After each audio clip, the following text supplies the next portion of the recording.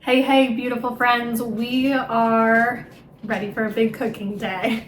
We will be making a ton of stuff from scratch. We're just gonna pop through the list of things that I have noted from my fridge, some things that I was thinking I wanted to make. And we are also going to do our second attempt at making yogurt. My first attempt, I don't know, it was just very watery. It smelled like yogurt, but it looked disgusting. So instead of doing the boil mode in the Instapot, I saw doing the boil mode on the stove and then putting it in the Instapot for the yogurt mode. So that's what we're gonna try today. Let's get started.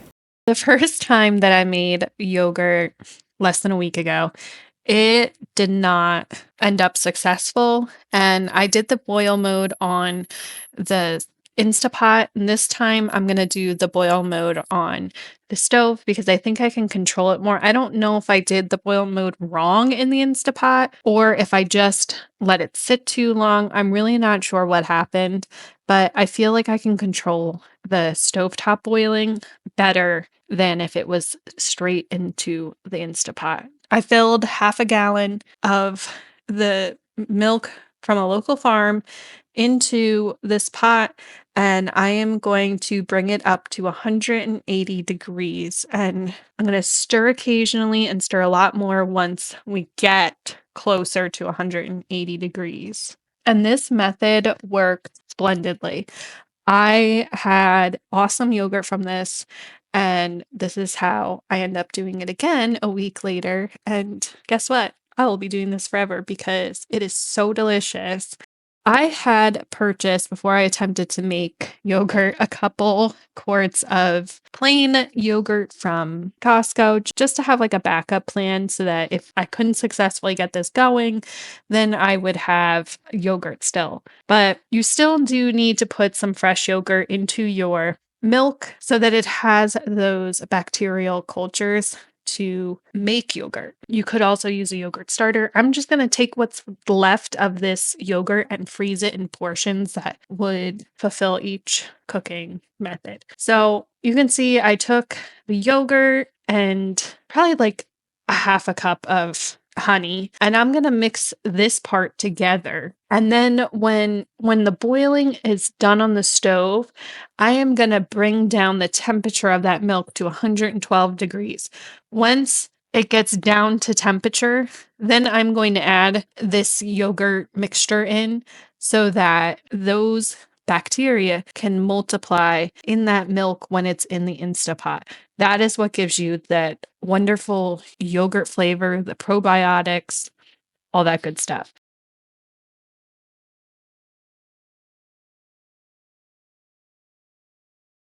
I'm just going to add a little bit of the warm milk so that it mixes well, loosen up the thickness here. Because if you just kind of plop it into that warm milk, it's likely to just not mix as easily. This helps mix it better. It's so easy to do this, and there's no extra ingredients. You can control the sugar levels. My favorite flavor has been doing honey and vanilla. This is how I get my base started, is I just add a little bit of honey to this whole thing. And then after this heats all day in the Instapot or 8 hours, then it goes in the fridge overnight. And the next day I'll portion it out and then I can have more flavoring options. So I've mixed that up really good. And now it's just going to go in the Instapot. You want to make sure when you put the lid on that the pressure valve is open and that steam can come out. We're not pressure cooking this yogurt. It is just going to maintain a warm temperature so that the bacteria can multiply. I pushed the yogurt button and then I got it to 8 hours and now it has started. After about like 5 or 10 seconds, it'll kick on to 00 and it will just tell you as it goes how long it's been sitting, and then it will beep when it's at 8 hours. The next thing I want to get started is straining out this Scotch whiskey vanilla that I made because today is the 17th and I made this exactly a year ago. So this can come out. I have some brandy in the fridge left over from a recipe I made on Thanksgiving, a sangria recipe. We can use the rest of that to make more vanilla. Sorry that my throat is so scratchy. It is. I have a cold. I had COVID after Christmas and then I have a cold. So my throat is just like not happy. But anyway, I'm going to go get a container downstairs for us to put the vanilla in. And then we'll make the brandy vanilla because that is definitely my favorite. We are like almost through the brandy vanilla that we have.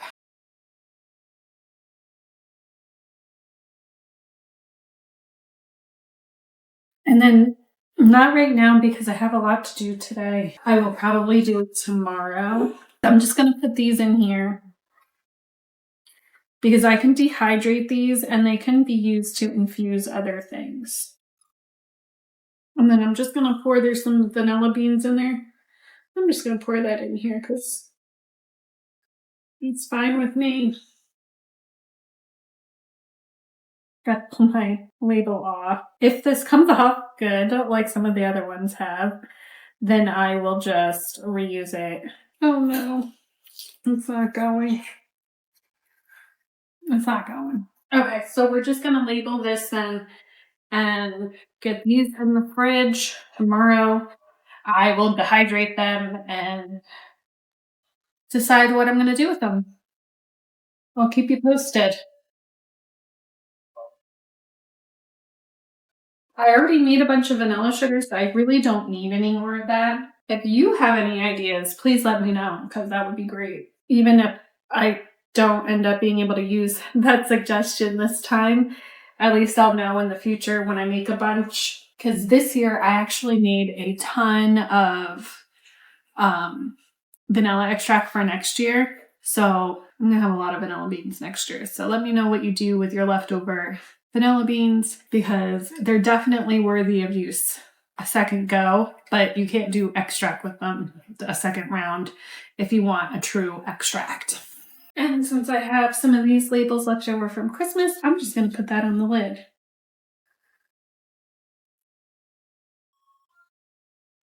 Okay.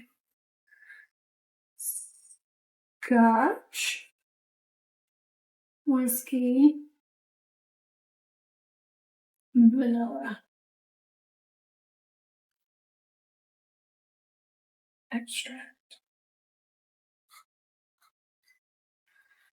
Okay. It actually smells really good. I was really nervous because we do not like Scotch whiskey. Last year, I wanted to try and use some of it. So we made some vanilla with it and it actually smells pretty good. So hopefully it'll be a good use.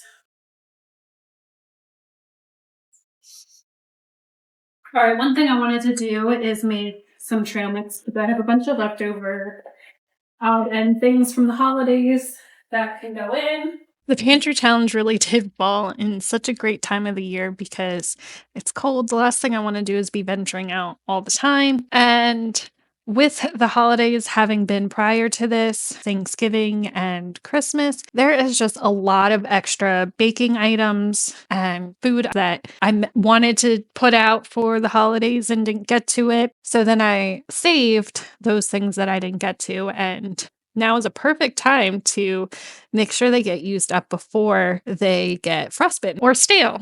I am putting honey roasted peanuts, some pistachios, chocolate M&Ms that are Christmas colors. I have almond M&Ms. I ended up putting the peanut M&Ms in and not the almond M&Ms. I'll save those for another recipe. And then I also put in raisins.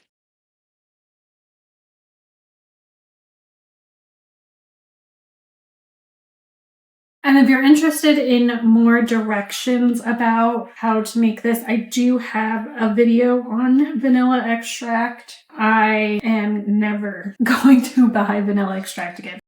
There is 2 cups. Okay, so I have noted a minimum of 6 of these vanilla beans because they're pretty plump and juicy or oily with per cup. And I have 20 in there. Okay, so this will be 2 3/4 a cup of brandy. And then I'm going to chop these up and get them in there. And I'm just going to dump the whole thing in. The more vanilla, the more flavor. The flavor of homemade extract versus the store-bought stuff is just so incredibly different. The flavor with this is just astounds me how delicious it is. And I really liked the brandy one. This one is definitely so far my favorite. I've never made the vodka one yet. That I have brewing. I made that I put that together this year, so it needs to marinate, and then I will be able to test that one out. And one day I would like to try the Tahitian. I've been using organic Madagascar vanilla beans, but I heard that the Tahitian ones are also very delicious, and they kind of give a different flavor, so I'd be interested in trying that as well one day. All right, got them in there. I'm gonna shake, shake, shake. I'm gonna label this, and then that is good. Okay, and then we're just going to put this in a cabinet and set it away, and this will marinate. So I'm also planning to make a quiche today, so I'm going to get the pie crust started and get that sitting in the fridge. So we need 1 1/4 cups of flour, 1 tablespoon of sugar, 1/2 teaspoon of salt,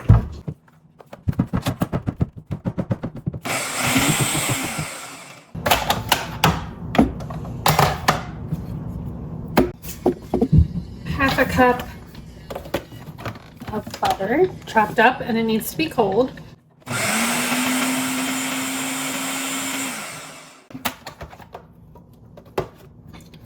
We're going to make sure this is nice and crumbly. It's beautiful. 1/4 cup of water.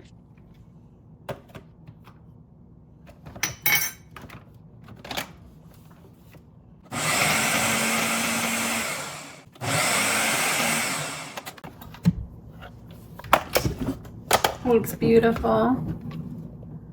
We're gonna squish this together, put it in the fridge.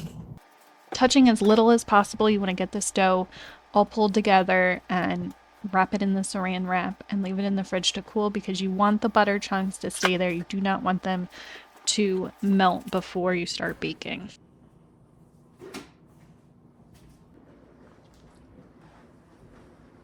So it's been a few hours. We're finally back in the kitchen, ready to get some more cooking done.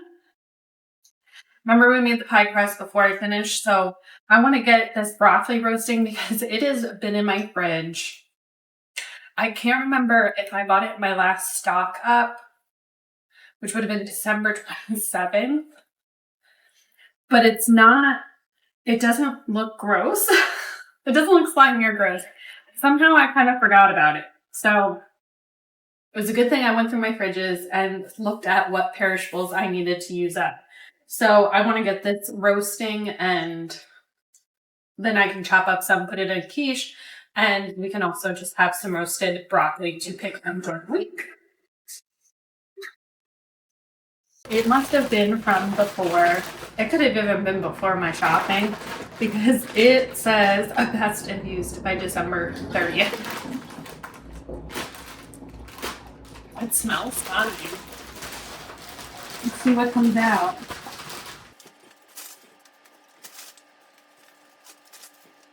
It looks beautiful. Very cool. Saved.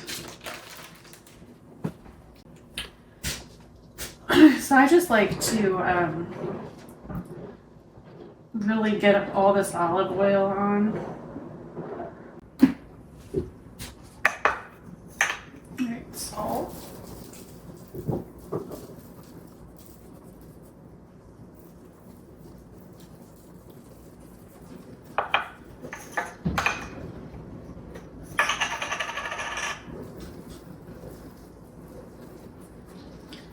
Salt and pepper, of course.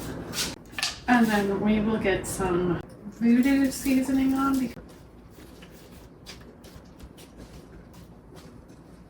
Okay.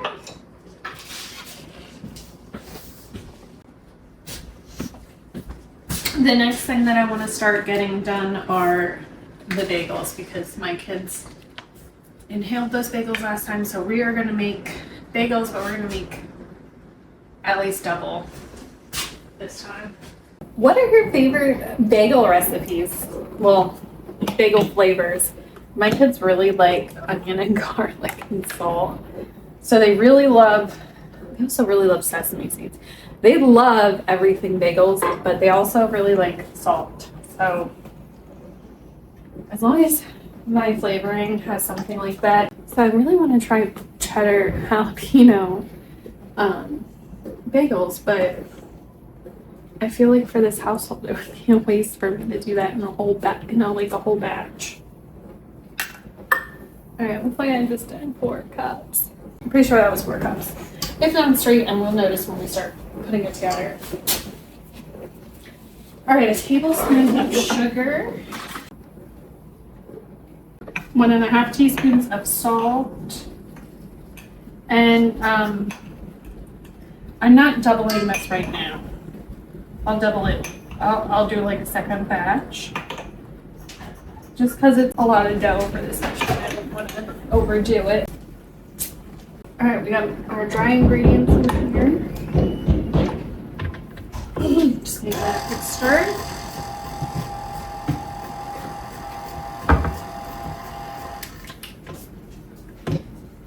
I'm gonna get some warm water. Alright, I got 1.5 cups. That is not almost 1.5 cups of hot water. A tablespoon of oil, and then 2 teaspoons of yeast. I keep mine in the freezer, and it never goes bad. I'm gonna put that right in. This is an instant active yeast, so you do not need to actually give it time to bubble up. It will go.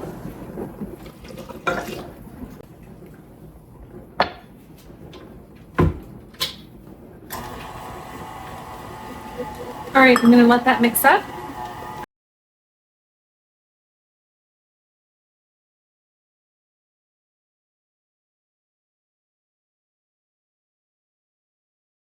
All right, I'm gonna let this sit.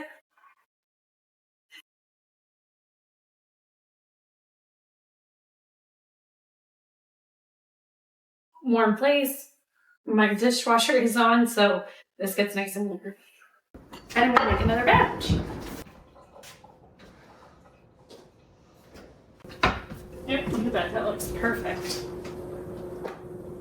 I'll let that cool down. All right, we're gonna get in here our granola recipe, and it is 4 cups of oats. Granola is so easy to make, and this is going to pair really well with our homemade yogurt.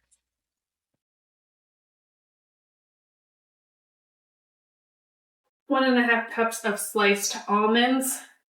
I didn't have sliced almonds, so I just put almonds in the food processor the other day. 1/2 cup of light brown sugar, 3/4 teaspoon of salt, and 1/2 teaspoon of cinnamon. We're gonna mix this up. All right, butter melted. Let's get 1/3 cup of honey in there. 2 teaspoons of vanilla. And we're gonna work on using some of this rum one. All right, I'm going to separate. I'll use the egg yolk in there.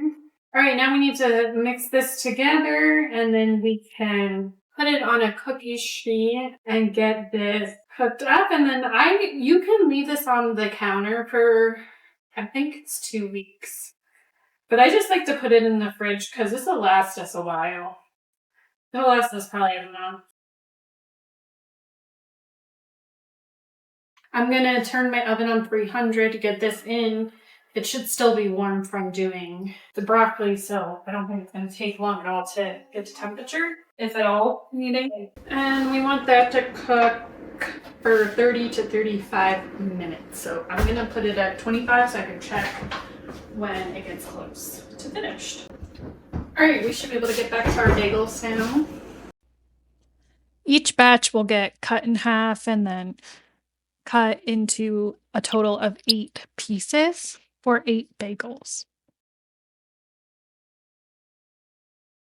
And for me, doing this has the best outcome. It's just kind of rolling them into a ball and just tear the middle open, and it comes out the best.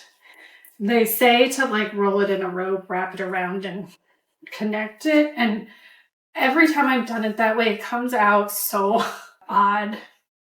And this way it comes out so much better. And there's no textural difference. It tastes nice and soft on the inside. And just like what you would expect a bagel to taste like. And they're delicious. All right, guys, our water is boiling, so I'm gonna get those in there. And when you do these bagels in the water, they're gonna look super wrinkly. It's gonna change when they actually bake in the oven. So don't be alarmed if they look gross. They'll look like slimy and wrinkly.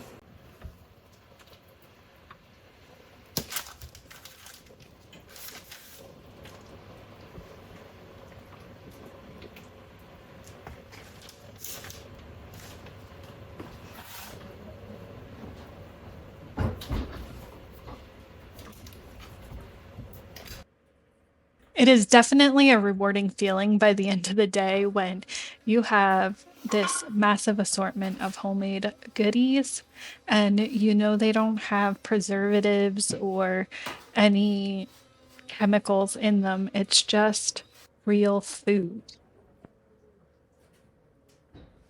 After I get the batch of bagels out of the boiling water, I put everything seasoning on them.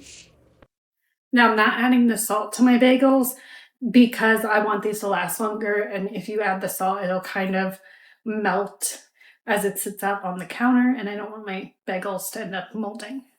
Not that they'll last very long, but you know, just in case it gets to that point.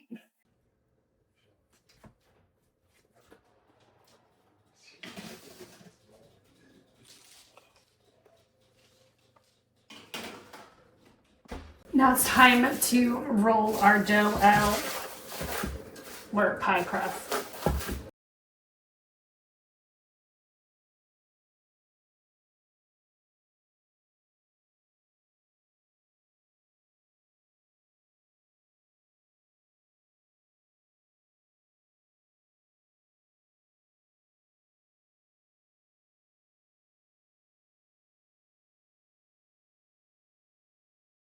It's time to make broccoli cheddar quiche. We are going to add 4 eggs and 1 cup of heavy cream together. We want to mix that up. And then I had this mascarpone cheese in my fridge that I had for the holidays, but we didn't end up using it. And I thought, well, let's try using it in the quiche and see how that comes out. It did come out fantastic. I then added a teaspoon of salt, a half a teaspoon of ground white pepper. I mixed this all up in the mixer pretty good so that it was nice and smooth. And then I put the broccoli on the bottom of my pie crust. I quickly realized that I did not have any pre-shredded cheddar cheese, which I thought I did in my fridge. So I ended up going out to my garage.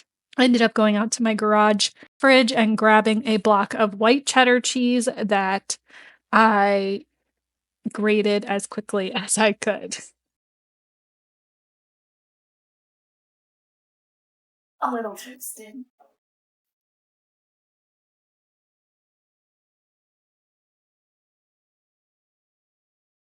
Toasty, non-toasted.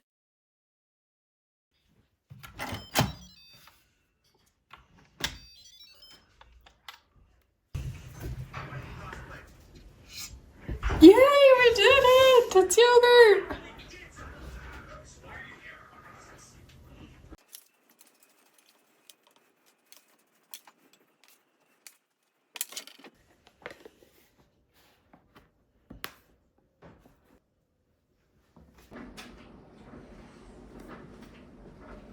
Okay, I'm gonna try and make double chocolate beet muffins because My daughter's been very skimpy on the vegetables lately, so I want to try and get some stuff, healthy stuff into her through chocolate because that is her love language.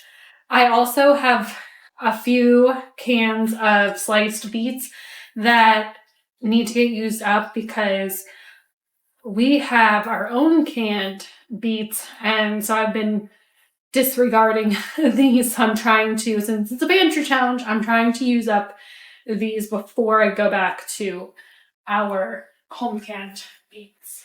So I am modifying this recipe. I'm not going to do this recipe true to what it is because I don't think that my kids would enjoy the recipe as is.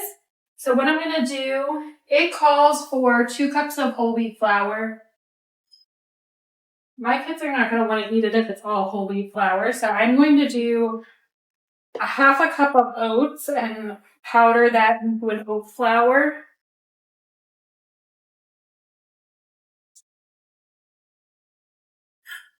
Half a cup of whole wheat flour.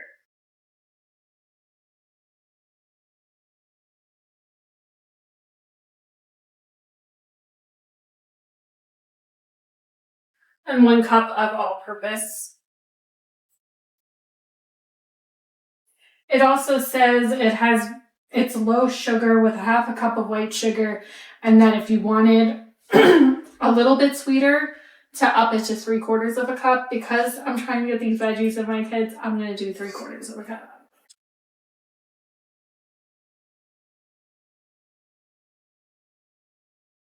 And a half a cup of cocoa powder. All right, half a teaspoon of salt.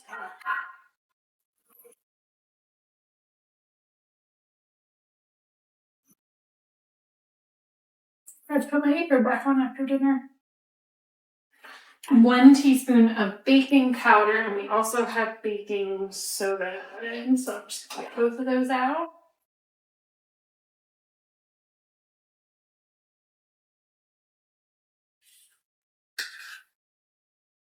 So 1 teaspoon of baking powder and a half a teaspoon of baking soda.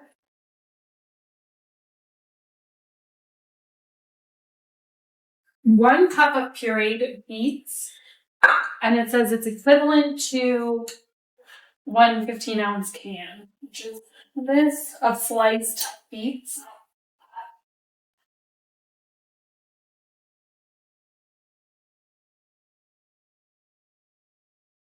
I'm just going to remove some of the liquid. Here.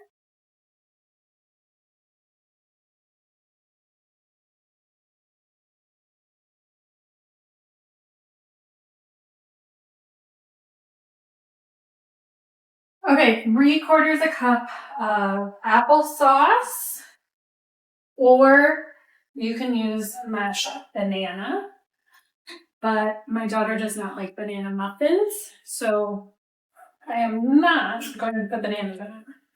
I'm going to use some applesauce. 2 large eggs.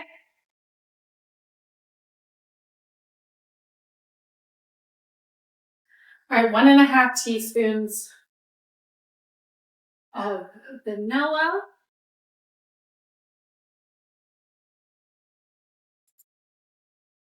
I'm going to mix this up, and then we'll add some chocolate chips.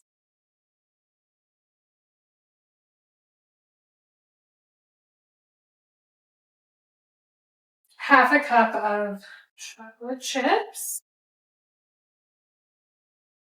It smells delicious.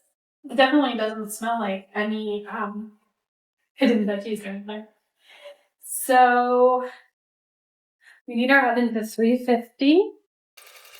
These came out oddly flavored. However, the good news is my daughter cannot stop eating them, and I am having to cook these as a staple now. Thanks for hanging out with me on this busy kitchen day. And that's a wrap.